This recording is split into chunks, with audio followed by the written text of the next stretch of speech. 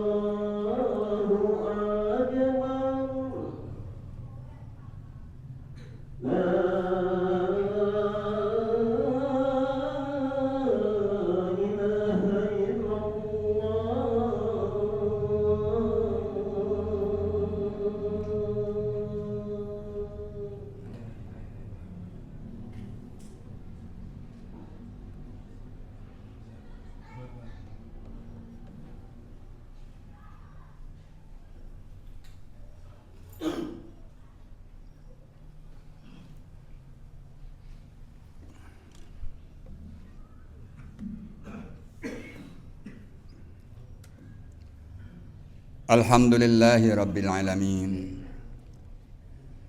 Alhamdulillahi hamdan katsiran kama amar. Walhamdulillahi nahmaduhu wa nasta'inuhu wa nastaghfiruh. Wa na'udzu billahi min syururi anfusina wa min sayyiati a'malina. May yahdihillahu fala mudhillalah wa may yudlil fala hadiyalah.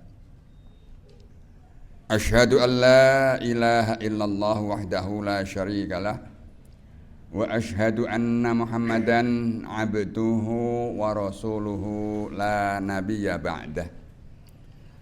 Allahumma shalli ala sayyidina Muhammad wa ala alihi wa sahbihi wa sallim taslima, amma ba'du.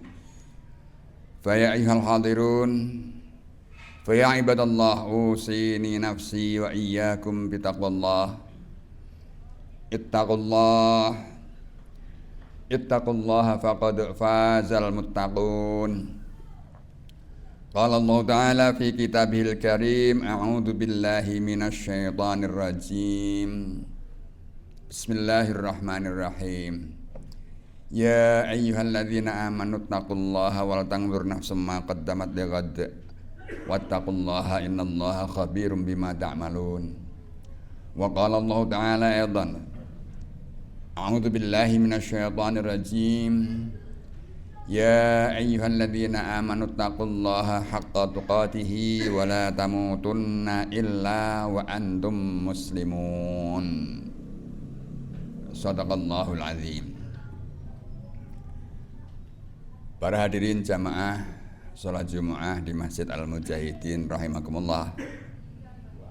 Yang pertama, sebagai khatib dalam ibadah Jumat siang hari ini, saya mewasiatkan atau berwasiat untuk diri saya pribadi terlebih dahulu, dan saya juga mengajak hadirin sekalian untuk selalu bertakwa kepada Allah Subhanahu wa taala, untuk senantiasa berupaya menjaga, merawat, serta meningkatkan ketakwaan kita kepadanya. Kita manfaatkan segala apa yang telah Allah anugerahkan kepada kita dalam rangka menjaga dan merawat ketakwaan serta meningkatkannya. Terutama yang tidak boleh kita abaikan adalah petunjuk-petunjuk yang Allah berikan kepada kita dalam segala bentuknya. Apakah petunjuk yang berupa ayat-ayat yang tertulis dalam kitab suci, atau yang sering disebut dengan ayat-ayat qauliyah, ataupun petunjuk-petunjuk Allah yang berupa ayat-ayat yang terhampar tersebar di seluruh jagat raya. Apakah itu benda-benda yang kita saksikan di sekitar kita, atau bahkan yang ada jauh di angkasa raya yang tidak terjangkau oleh bukan hanya panca indera kita, tetapi bahkan oleh akal kita sekalipun. Dan juga dari berbagai macam fenomena-fenomena, kejadian-kejadian yang terjadi di alam semesta, baik yang kita saksikan secara langsung atau bahkan kita alami secara langsung, ataupun yang merupakan pemberitaan-pemberitaan yang bisa kita peroleh melalui berbagai macam sarana dan media yang Allah berikan yang pada kita. Kita jadikan itu sebagai sarana untuk memperkuat takwa kita dengan jalan kita selalu mensyukuri anugerah tersebut. Itu menunjukkan bahwasanya Allah Subhanahu wa taala menganugerahkan kita atau memberikan kepada kita anugerah yang sedemikian besar sebagai bukti cinta dan kasih sayangnya kepada kita. Kita bahkan seringkali menyadari dan mengetahui bahwa Allah itu sayang sekali kepada makhluknya, terutama manusia. Bahkan sifat Allah yang selalu diperkenalkan kepada kita dan yang selalu kita ucapkan adalah sifatnya yang Ar-Rahman Ar-Rahim. Bentuk Ar-Rahman dan Rahim yang selalu melekat pada kita adalah bimbingannya yang tidak pernah berhenti, agar kita ini benar-benar bisa menjalani kehidupan secara seksama, secara baik, sesuai dengan apa yang telah Allah gariskan untuk kita. Dan jika kita mau mengikuti petunjuk-petunjuk tersebut, tentu hidup kita akan dijamin selamat sampai akhir tujuan kita, yaitu memperoleh ridha Allah Subhanahu wa taala di dalam kehidupan di alam akhirat kelak. Hadirin sidang sholat Jumat yang berbahagia, tanpa terasa waktu terus bergulir berlalu, dan sebentar lagi pekan yang akan datang, Jumat yang akan datang, kita sudah masuk kalender Hijriah yang baru, tahun 1447 Hijriah. Kalau kita mengingat akan saat-saat seperti itu, tentu kita sebagai kaum muslimin kita juga akan mengingat satu peristiwa besar, yaitu peristiwa di mana dahulu Rasulullah Shallallahu Alaihi Wasallam menentukan jalan atau memilih jalan untuk menentukan perjalanan sejarah agama yang diembannya, yang diperintahkan Allah untuk disebarkan ke seluruh alam semesta, yaitu memilih jalan berhijrah. meninggalkan tempat kelahirannya, meninggalkan tempat di mana wahyu pertama kali diturunkan, meninggalkan lingkungan masyarakat yang pertama kali didakwahinya demi menyelamatkan dakwah di masa yang akan datang. Peristiwa hijrah itu sendiri tidak bisa dimaknai bahwa itu sebagai satu kekalahan dan kepasrahan Nabi untuk menyerah pada keadaan, tetapi justru itulah pilihan yang sangat cerdas.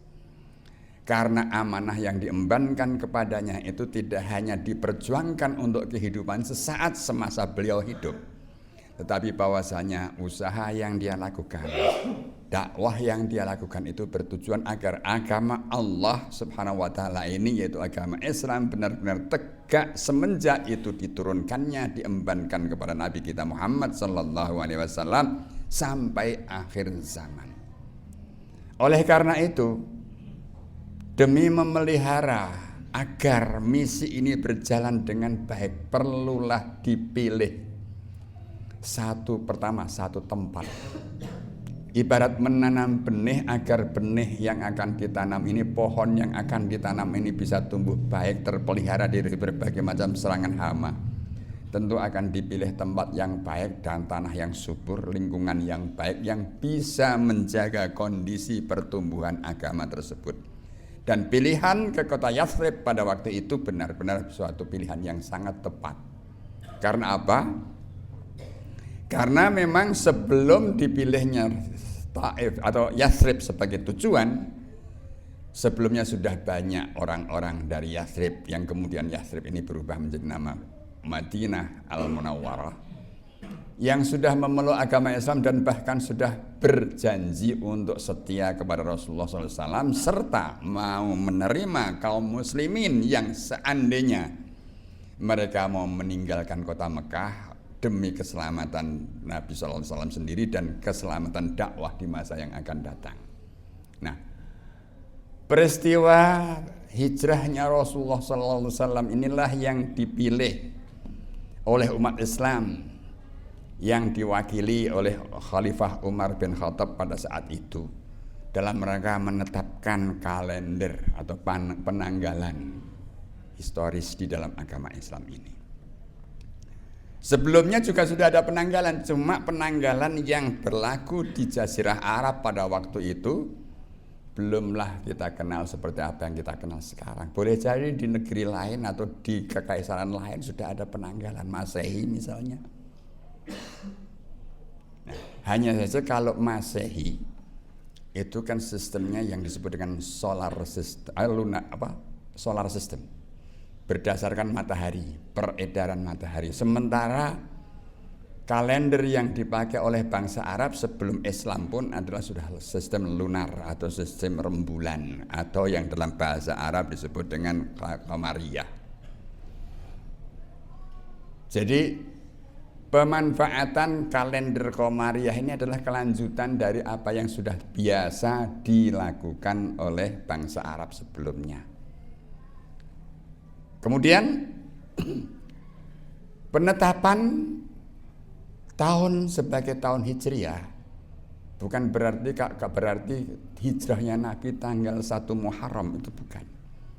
Hanya tahun 1 Hijriah itu pilih untuk menjadi tahun pertama, sementara urutan bulan sebelumnya sudah ada.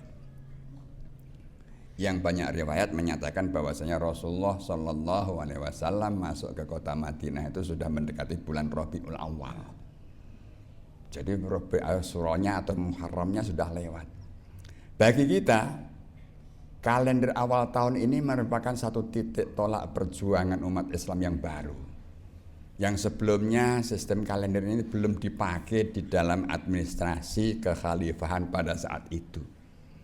Sehingga untuk mempermudah pengurusan administratif karena perluasan katakanlah kekuasaan agama Islam sudah sedemikian pesatnya, dan pengelolaan pemerintahan di bawah kekuasaan khalifah itu juga sudah sedemikian kompleksnya, maka ditetapkanlah kalender Hijriah yang itu merupakan sebagai satu pertama bentuk apresiasi terhadap perjuangan umat Islam yaitu mereka memilih untuk berhijrah meninggalkan satu tempat yang lama yang tidak mendukung secara optimal perkembangan dakwah.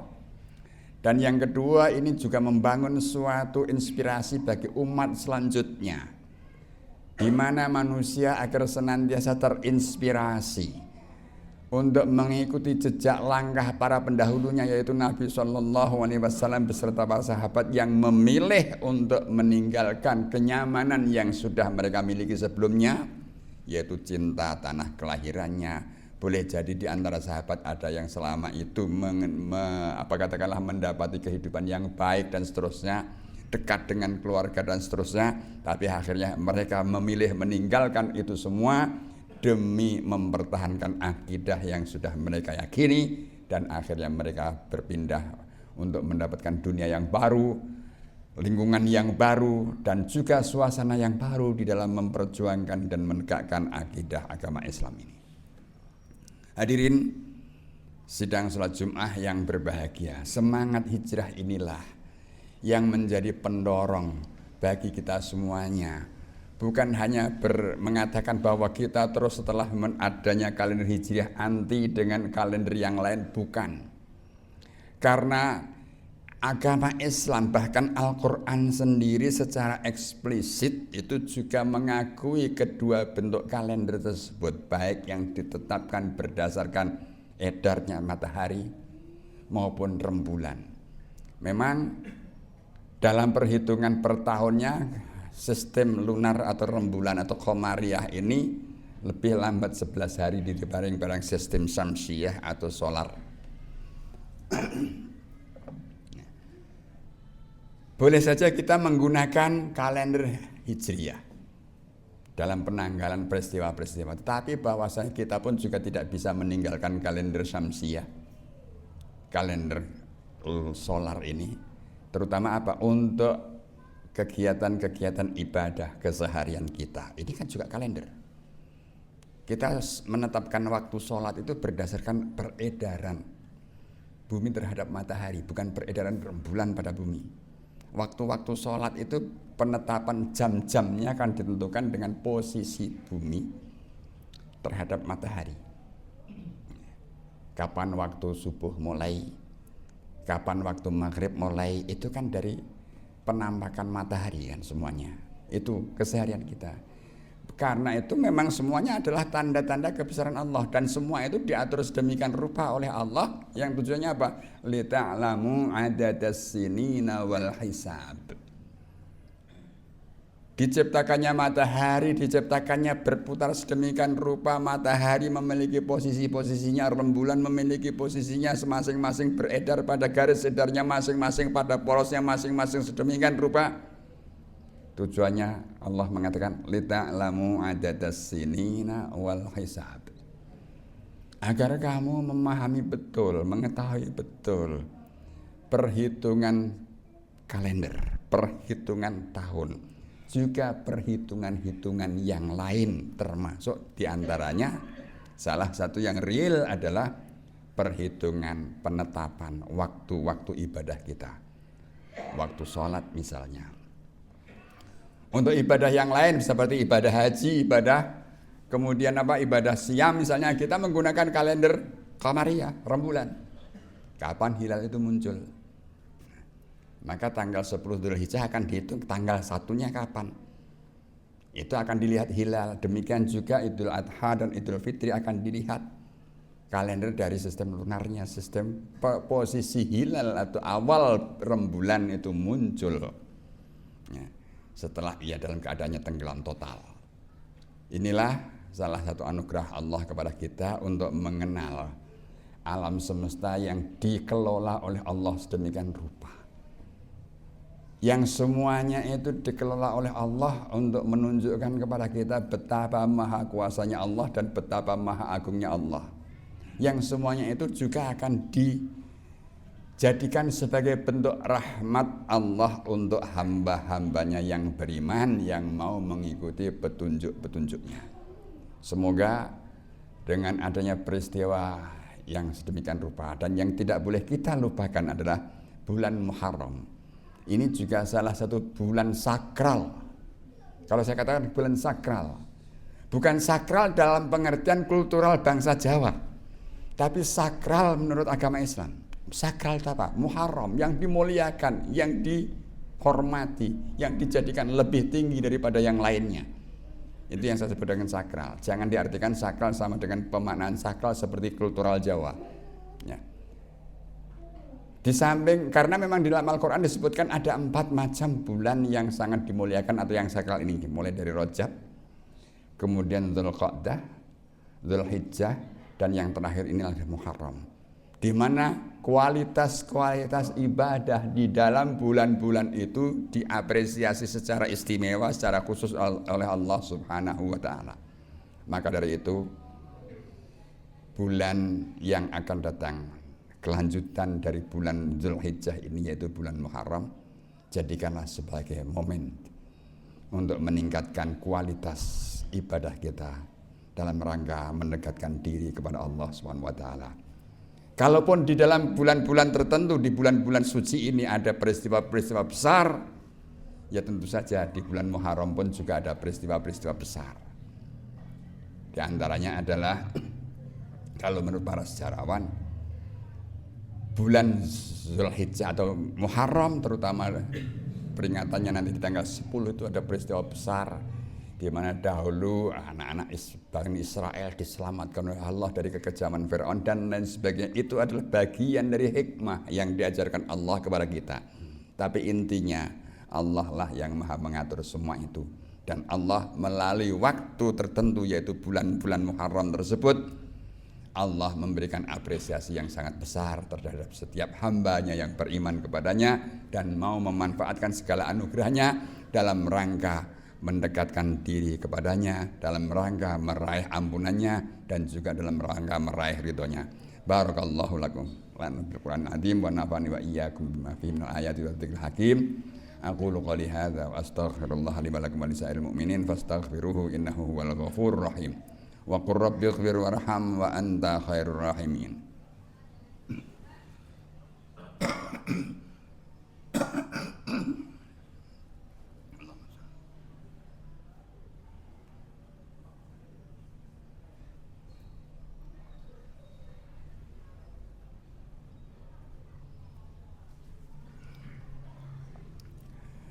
Alhamdulillahi rabbil alamin. Alhamdulillahilladzi arsala rasulahu bil huda wa dinil haqqi liyudhhirahu 'alad dini kullih wa kafa billahi syahida. Asyhadu an la ilaha illallah wahdahu la syarika lah wa asyhadu anna Muhammadan 'abduhu wa rasuluhu la nabiyya ba'dah. Allahumma shalli ala sayyidina wa habibina maulana Muhammad wa ala alihi wa sahbihi wasallim taslima amma ba'du. Ibadallah, usini wa iyyakum bitaqwallah, ittaqullah faqad fazal muttaqun. Hadirin sidang salat Jumat yang berbahagia, marilah dalam rangka menyempurnakan dan mengakhiri ibadah salat Jumat ini, dalam khutbah yang kedua ini kita tutup dengan memanjatkan doa kehadirat Allah Subhanahu wa taala. A'udzu billahi minasyaitonir rajim. Bismillahirrahmanirrahim. Innallaha wa malaikatahu yusholluna 'alan nabi. Ya ayyuhalladzina amanu shallu 'alaihi wa sallimu taslima. Allahumma shalli ala sayyidina Muhammad wa ala ali sayyidina Muhammad wa sallim radhiyallahu tabaraka wa ta'ala an ashabi Rasulillah ajma'in walhamdulillahi rabbil alamin. Allahumma ighfir lil muslimin wal muslimat wal mu'minin wal mu'minat al ahya'i minhum wal amwat innaka samii'un qaribun mujibud da'awat ya qadiyal hajat. Rabbana ighfir lana wa liwalidina warhamhum kama rabbawna shighara. Rabbana hab lana min azwajina wa dhurriyyatina qurrata a'yun waj'alna lil muttaqina imama. Allahumma a'inna ala dzikrika wa syukrika wa husni ibadatik wa nas'aluka Allahumma ridhaka wal jannah wa na'udzu bika min sakhatika wan nar. Rabbana hab lana min ladunka rahmah wa hayyi lana min amrina rasyada. Rabbana la tuzigh qulubana ba'da idh hadaytana wa hab lana min ladunka rahmah innaka antal wahhab. Rabbana ighfir lana wa li ikhwanina alladziina sabaquna bil iman wa la taj'al fi qulubina ghillan lil ladzina amanu rabbana innaka ra'ufur rahim. Rabbana atina fid dunya hasanah wa fil akhirati hasanah wa qina adzabannar. Wa sallallahu ala sayyidina Muhammad wa ala alihi wa sahbihi wa baraka wa sallam. Subhanallahi rabbil izzati amma yasifun wa salamun alal mursalin walhamdulillahi rabbil alamin. Ibadallah, innallaha ya'muru bil 'adli wal ihsan wa ita'i dzil qurba wa yanha 'anil fakhsya'i wal munkari wal baghi ya'idukum la'allakum tadhakkarun. Fadhkurullahal 'azim yadhkurkum washkuru 'ala ni'amihi yazidkum wa la dzikrullahi akbar. Aqimis shalah.